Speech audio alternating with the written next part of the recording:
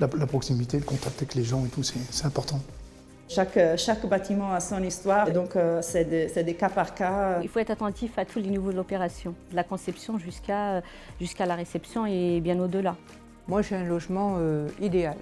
On a tout sous la main. Mon désir, c'est d'avoir un office qui soit près des locataires. Mais on a quand même cette liberté d'agir rapidement et sans contrainte. Un service de qualité, c'est répondre aux sollicitations des locataires au quotidien.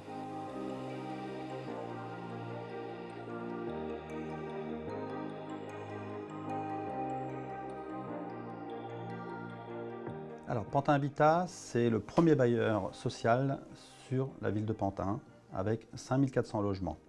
Il a été créé en 1931, au départ pour lutter contre l'habitat insalubre, dans les années 50 essentiellement, et puis construire des logements confortables pour les Pantinois.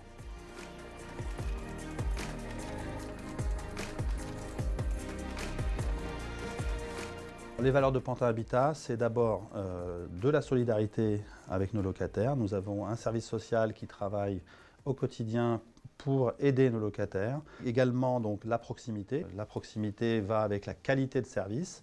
Donc ça c'est notre priorité, c'est le cœur de notre action. Et puis pérenniser notre patrimoine, puisque nous souhaitons avoir un patrimoine de qualité, avec des logements confortables, qui ne soient pas énergivores et permettent à nos locataires d'être bien dans leur quotidien.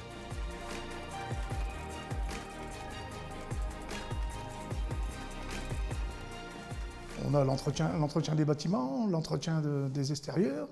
On a le relationnel avec le locataire qui peut rencontrer un problème, soit de chaudière qui ne fonctionne pas ou fuite sur un robinet. Nous, on est là pour transmettre des sollicitations. On prend les colis, c'est pas dans notre attribution de travail, mais c'est un service rendu. Si vous voulez un bon gardien dans une cité, je vais vous dire, il régule les problèmes et effectivement le cadre de l'immeuble et les gens vivent mieux. Nous, à Pantin, on a de la chance d'avoir des gardiens qui sont proches de leur travail, qui sont logés par l'office. Il y a les surveillants de travaux, il y a les gens qui sont responsables de secteur. Il y a le système d'agence sur chaque secteur, donc ça permet aussi d'avoir un lien assez proche avec les locataires. Les locataires nous sollicitent souvent pour des problèmes de serrurerie, de plomberie. Il faut intervenir efficacement. Donc le gardien se déplace sur site en fait, il fait la première constatation. Il nous transmet la réclamation et c'est à nous, chefs de secteur, de mandater la société et d'intervenir rapidement pour satisfaire le locataire. Généralement, oui, ça va vite.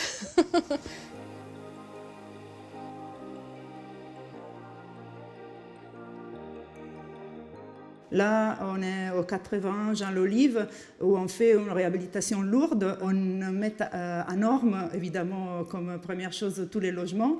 On change la distribution interne des logements pour pouvoir les rendre et plus modernes et plus confortables. On ajoute évidemment de l'isolation thermique pour répondre à les demandes d'épargne énergétique. Et on ajoute un ascenseur et une nouvelle cage escalier pour rendre l'accessibilité complète dans un bâtiment et faciliter dans l'autre.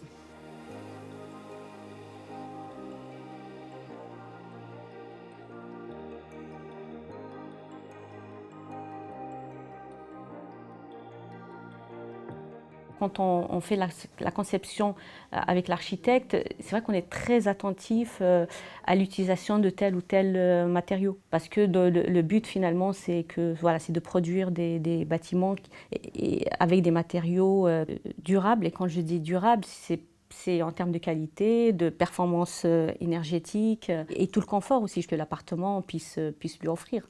Et nous, c'est notre satisfaction quand il est bien dans son appartement. C'est l'objectif principal. Dans le privé, je ne sais pas si j'aurai un appartement de cette envergure. C'est vraiment très très bien. La disposition est super, la cuisine est grande, salle à manger. Moi surtout, je reçois beaucoup mes enfants et je cuisine beaucoup. Donc voilà.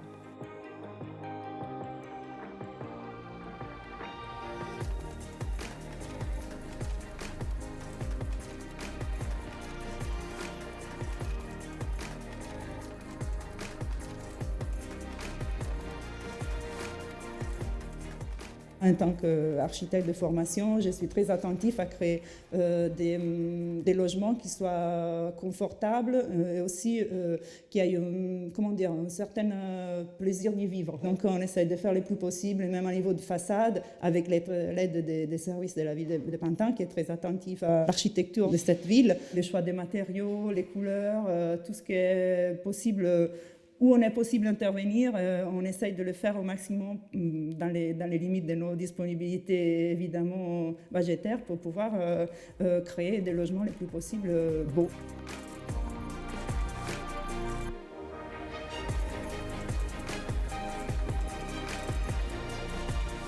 J'ai constaté que tout ce qui est produit par les promoteurs privés, à niveau de définition, de cahiers des charges, est très très similaire à ce qu'on fait. On sont des logements comme on les fait pour tout le monde. Et ça, c'est vraiment une belle conquête.